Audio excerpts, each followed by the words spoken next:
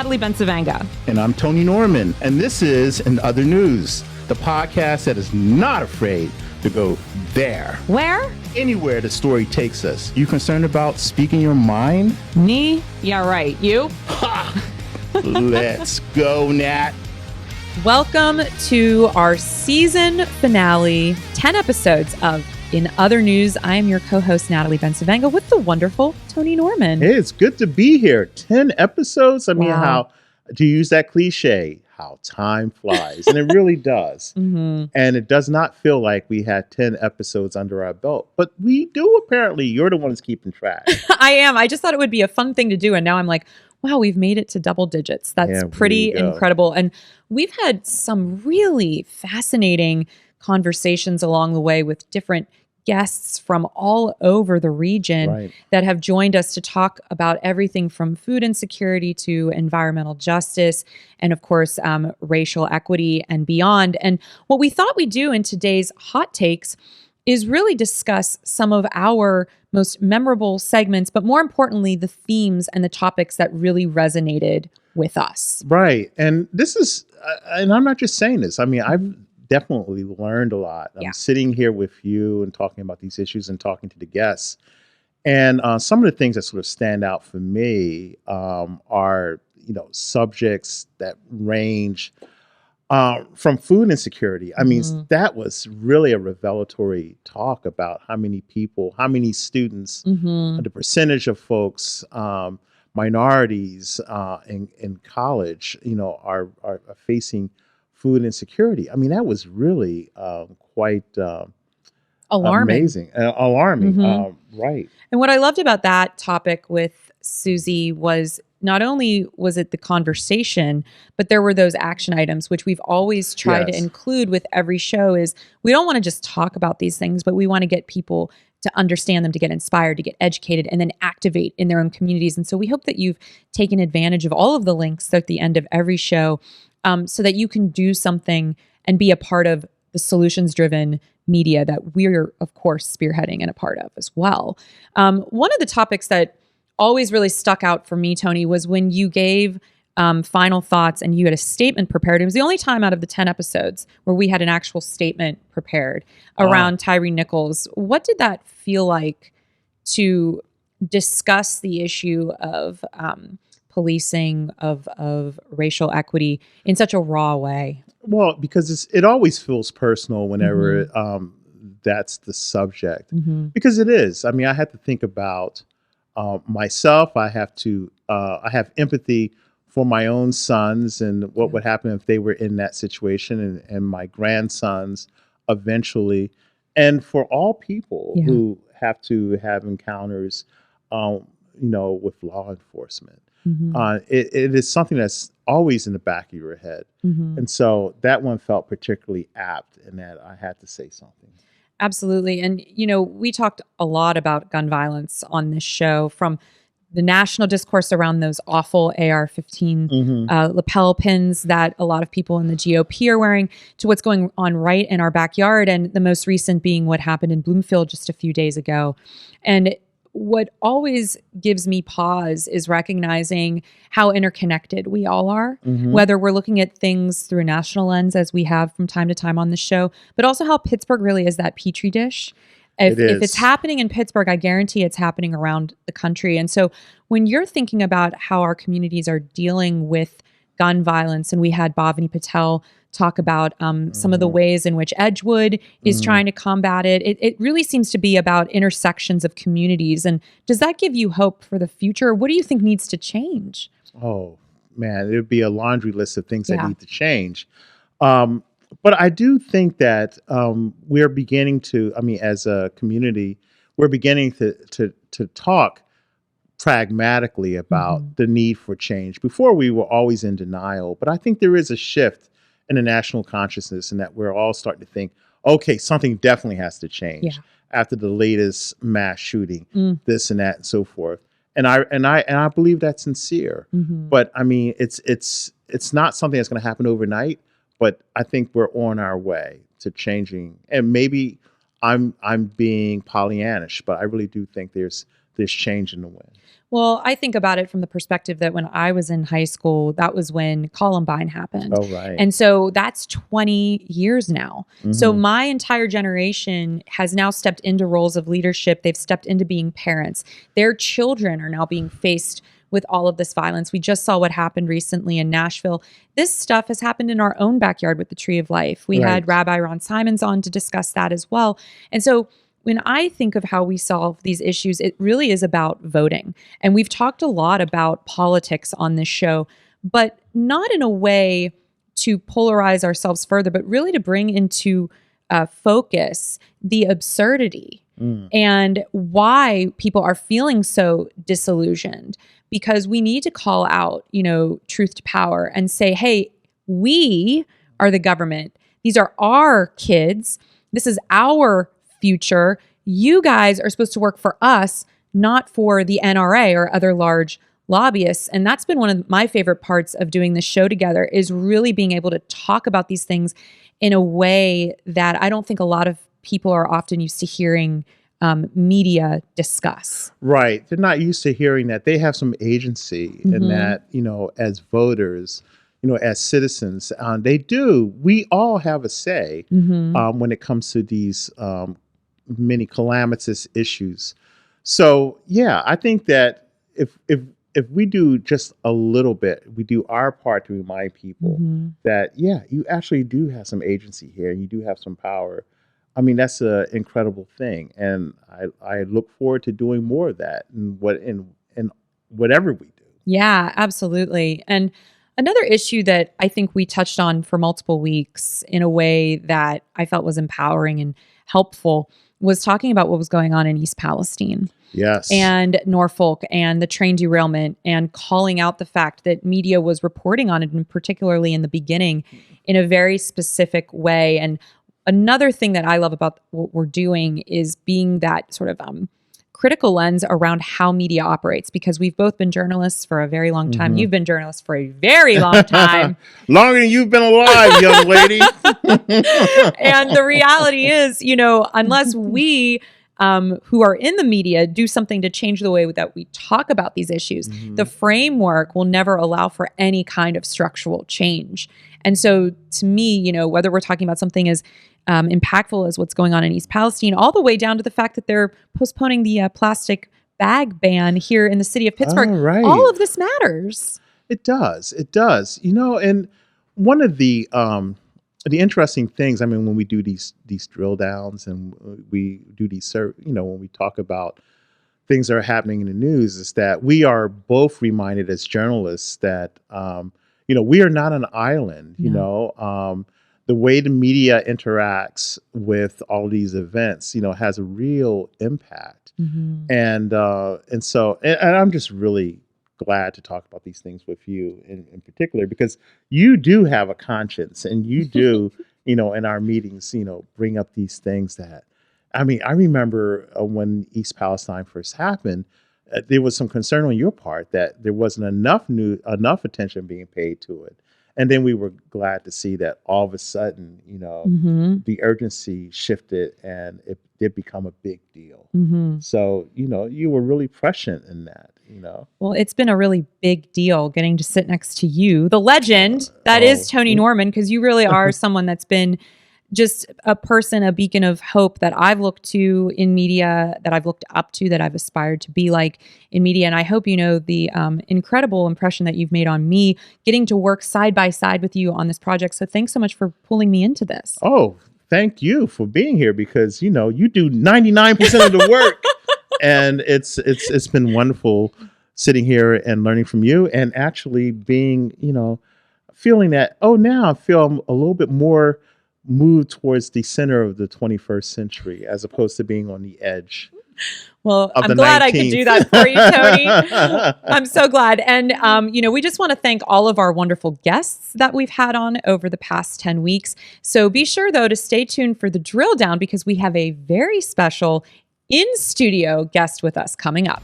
All right. You're listening to In Other News. Thanks for joining us.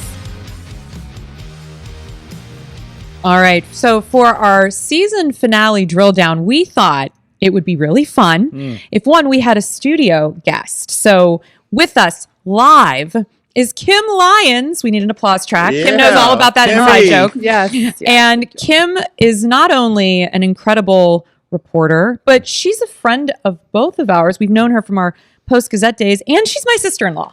Yeah, we go way back. Yes. Kim Lyons was both a newsroom leader and our chief dissident. Yeah. So I mean, she did the whole range. It's true. Cards with You cheese should. I like that. Is good. I like that. But you're wearing a lot of hats these days. And let me just rattle off a little smidge of your resume. Here all day. Yeah, because we would be here all day. But you are the new restaurant editor at NEXTpittsburgh. Right. Snaps all around for you. Absolutely. And you're also Yahoo's finance weekend editor. And of course, you've been a freelance reporter for many years, working for places like, no big deal, like the New York Times and the Boston Globe. But currently, you're also working for Penn Capital Star and handling a lot of the political conversation that's coming out of Harrisburg and covering a lot of Allegheny County. So we want to get into all of the things today. Yeah, there's so many. There's so many.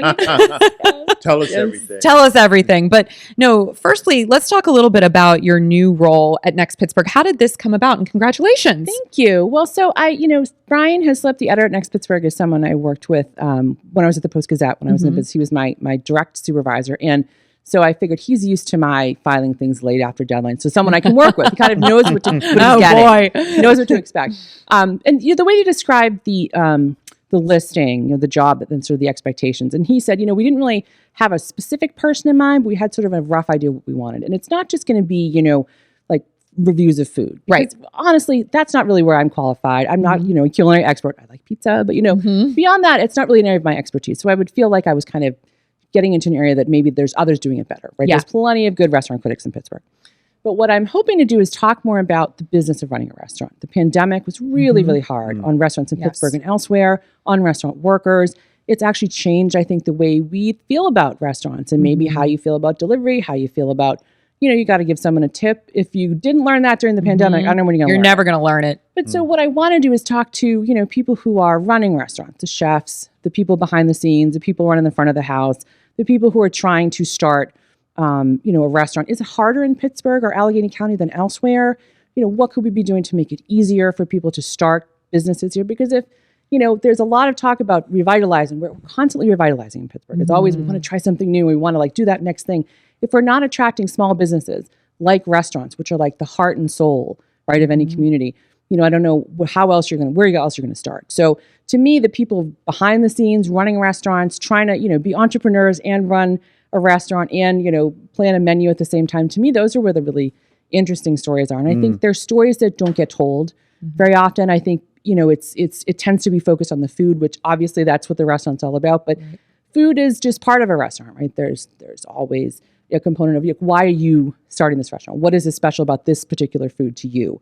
So yeah, it's more than just the food. It's about how you're running a restaurant and what it's like running a restaurant in Pittsburgh in this moment in time. That's fascinating, Kim, because you would think that with the restaurant business, there's such a sense, it's so proprietary. And when you start asking restaurateurs the nitty gritty about their business, there might be a reticence because of they don't want to give an advantage to a rival. I mean, it's a business. Right. Yeah. And so you're going to be asking the kind of questions that their rivals are going to be very interested in hearing the answers to as well. So do you anticipate pushback? I've gotten a really nice response so far, just to the introductory column I wrote about this is what I'm planning. I think entrepreneurs, especially entrepreneurs in Pittsburgh, in my experience as a business reporter, are very generous with their time. They want to see other entrepreneurs succeed. It's that idea of the rising tide that lifts all boats, right? Absolutely. And so having an empty restaurant next to your restaurant, you want to have a vibrant business district. That means other restaurants. That means people you can go to with, hey, I have a supplier for this, or I'm having a problem with this. What do you use? It's definitely a community. Certainly, they're rivals, and certainly in some spaces there's competitors. But I think more importantly is to support local restaurants, local restaurateurs who compete against these chains, who have so much money, so many resources available to them, And I think, entrepreneurship in Pittsburgh, restaurants are just another aspect of that. Well, and that really raises questions around equity when I started thinking about the work that you're doing, because my big issue right now, what I'm looking at when I see the restaurant scene is not only I think it's shrunk a lot, obviously because of COVID for many reasons, but also it takes so much money just to get a loan, just to get a startup. And I think that's really pushed out small mom and pops. It's pushed out young restaurateurs. Now people are more focused on just being able to even afford a food truck. Right. So there's really such a level of inequity in our food culture here in Pittsburgh where it's like, I'm not going to name names, but there's certain conglomerates here. Yeah, sure. They're able to open 3, 4, 5 spaces. They've got that line of credit with the bank. Right. But how do you encourage and foster more independent, small business owners when they're kind of being pushed out and forced out because they can't afford the rents of these storefronts? I mean, this is a multi-prong issue. So is that an area that you're hoping to explore as well? All of that. Absolutely all of that. And I think there are areas that people who aren't in restaurants, who aren't necessarily in business, who aren't entrepreneurs, they don't necessarily know sort of the depths and how difficult it can be just to get it up and running. Just to get up and running. The common refrain is, restaurants only, if they can't survive after 3 years, they're going to die off. And unfortunately, that tends to be true. How can we fix that? How can we make it so that it's more welcoming? If you have an idea, if you are a good chef, if you know there's a cuisine in Pittsburgh that's not being represented, whether it's, something your mom used to make or something you had growing up, how can we make it more welcoming to people who have good ideas, who want to further the conversation about restaurants in Pittsburgh, what it's like to run them? What could we be doing better? How could we make it more inclusive and more, just better restaurants, better food options for everybody? What about Mavericks? I mean, in recent years, there have been certain restaurateurs who have gotten a lot of press because of, there's a cult of personality around them. Their restaurants. I wonder who you're talking about, Tony. I have a few ideas. Exactly. Is that still a thing in Pittsburgh? Well, I think there's some folks who are good at garnering press. They're good at attracting press one way or the other. I think, the other challenge is our local media, which I know we'll talk about a little bit, but there's resources, they're stretched thin. They don't have the resources they want to have to do more broad coverage. So they kind of have to pick and choose. Sometimes you go with like the expert who's always going to pick up the phone when you're working on a story, or you have a press release. This is something that I can do, that I can turn around quickly, that I can have something to put in the paper, in the section, whatever. Yes, there are certainly, I don't think it's different than any other business field, though, any other section of business, whether it's tech, whether it's manufacturing. There's always those folks who are good at getting attention, who are good at, sort of doing things they know are going to attract, reporters or intrigue or controversy or whatever. And, I talked to Brian, the editor at NEXTpittsburgh, about this. Like, let's be really meaningful about who we're covering, like not giving the same people, always giving them the microphone, like making sure we're passing it around. That's not to say we're going to not cover things, but let's make it even. Let's not write 5 stories about this thing and then, we're sort of, and then everyone else, right? We've talked about like the important stuff, right? Okay. Food, but now but now we really need to know your opinions on some things here in the city. So we got a few rapid fire questions. All right. We did not let her prepare ahead of time. So this is just this true raw answers. Yes. Okay. So the outrage will be real. The outrage will be real from the public. I like to pride myself on keeping an even keel and considering all sides of it. Right. Yeah. Okay. All right. Favorite pizza place in Pittsburgh? It varies so much, but right now I'm kind of addicted to Slice on Broadway, I have to say. Okay. Yep. Right here in Beachview. Yep. Good choice. Good choice. There All right, you go. Tony, your turn. Favorite dessert? Oh my gosh, God, that's just an impossible question. It's not fair. We need an answer, All Kim. Right. If I have to pick one that represents Pittsburgh really well, it's Prentel's burnt almond torte. I like that as an answer. Yeah. I don't know what that means. Wait, what? Tony You don't know the Norman. Prentel's burnt No. almond? We must remedy Okay, this immediately right after we're this. stopping the show. Yep. We're going to Prentel's Yes. road trip. Yes. Mike, All right. wrap this all up. Yep. We're going to deal with this later. Yes. Okay. I have to address this. All right. Favorite sandwich? Favorite sandwich? You know what? I had a turkey sandwich from Mediterra in Mount Lebanon. I the love other day. Mediterra. And it was one of those things. I just want a turkey sandwich. I think I had a coupon or something. And I was like, okay, fine. And I've been there before. I know they're really good.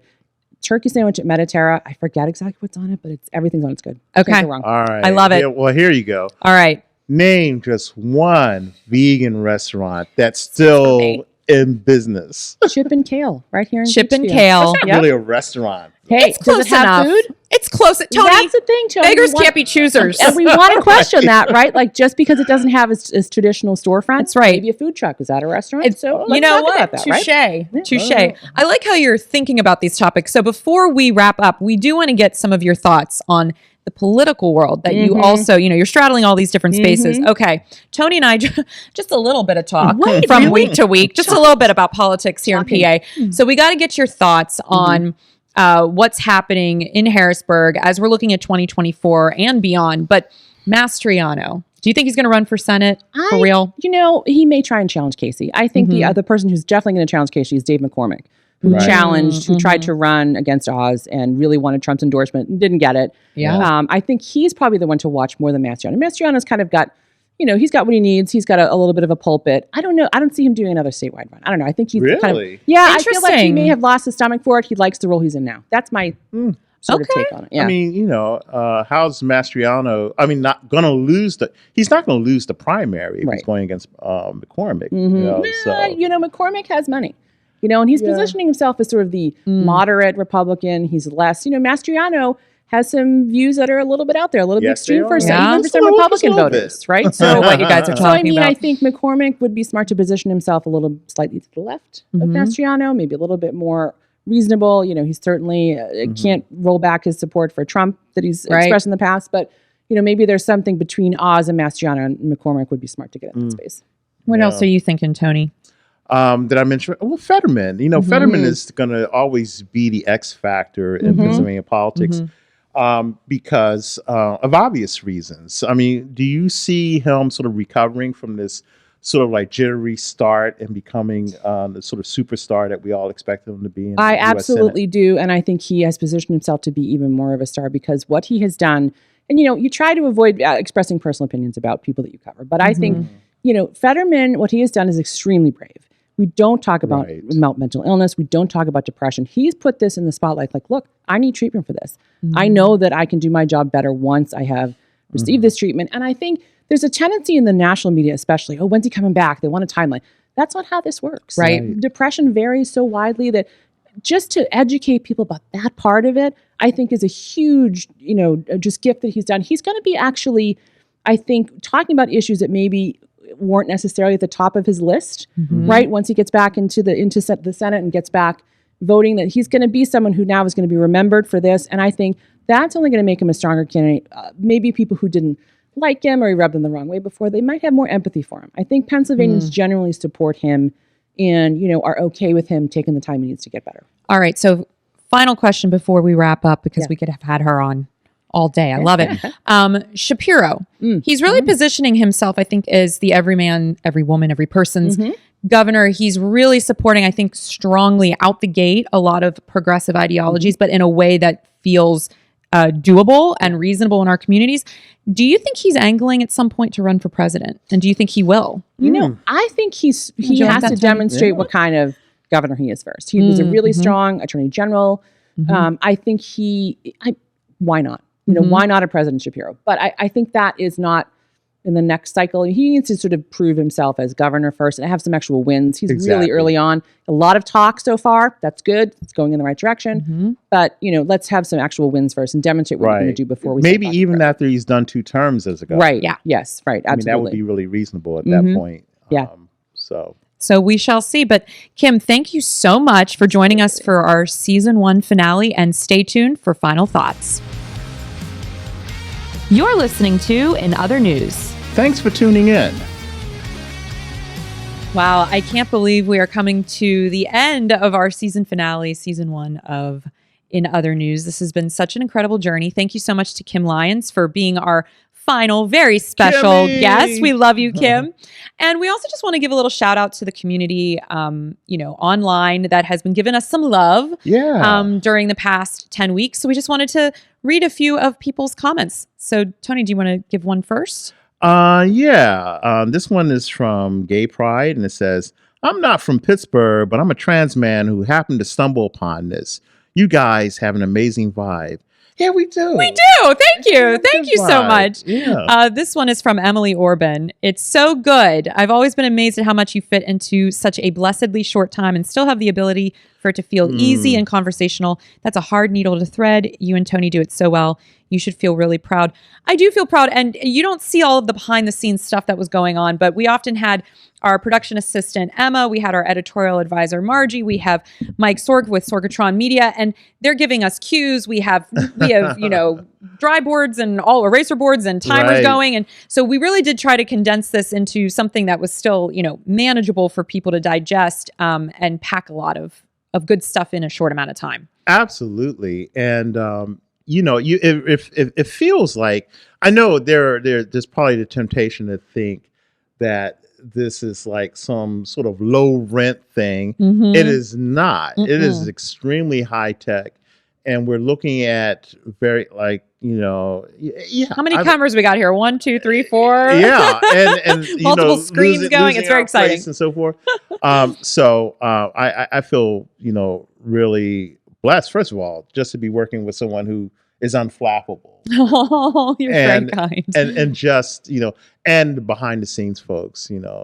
Right now Emma is just doing incredible work, just keeping us on task, and I could never do this without a talented team like this. So absolutely. And yeah, speaking of a talented team, we want to formally thank Emma Honcharski. She has been our production assistant over the past 10 weeks. She works with Next Pittsburgh. We thank you so much.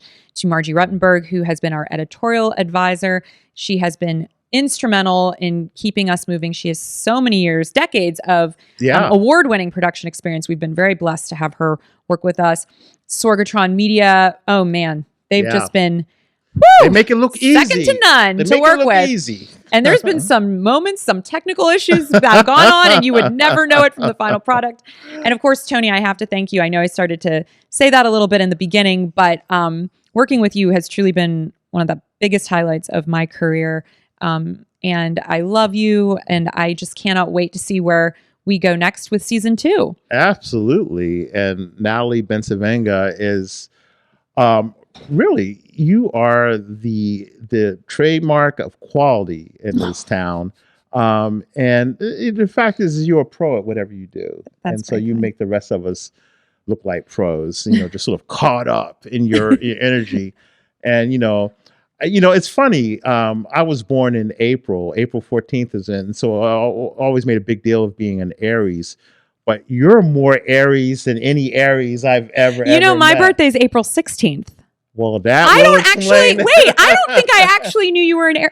This makes so much more sense, you guys. Just for anyone watching at home, this whole dynamic, this is just making so much more sense. Okay, so now we're having a joint birthday, so that's done. Oh, there you go. Oh, yeah, we were planning an April dinner anyway, so this is great. Yeah. Oh, good to know. I'm just making a mental note. But no, working together has been such a joy. I look forward to seeing where the world takes us next. And we also want to thank our Next Pittsburgh family, Chrissy Holzer, who's been an incredible editor to have, lots of support, and of course John Rhodes for the opportunity. He's the publisher there, to let us play and try new things and present something different and new for Next Pittsburgh. So we thank all of you there as well. If you want to check out more of what Tony and I have cooking, fear not, because we will be together on April 18th.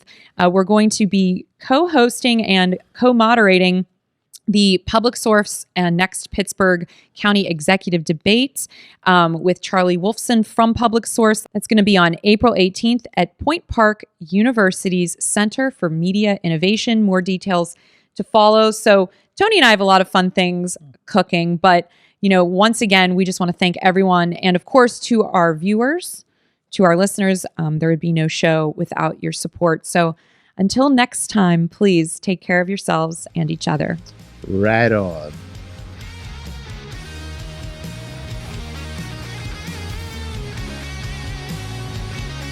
In Other News is a presentation of Next Pittsburgh and is proudly produced by us, along with our amazing team, Emma Honcharski and Margie Ruttenberg. Our editor is Sorgatron Media, and original music by Jack Swing. And if you enjoyed what you heard, please like and share this episode and rate and review us wherever you're listening. It really helps us grow. And if you're listening on the Next Pittsburgh website, take a minute to take a look around to learn more about all the cool stuff happening in our hometown.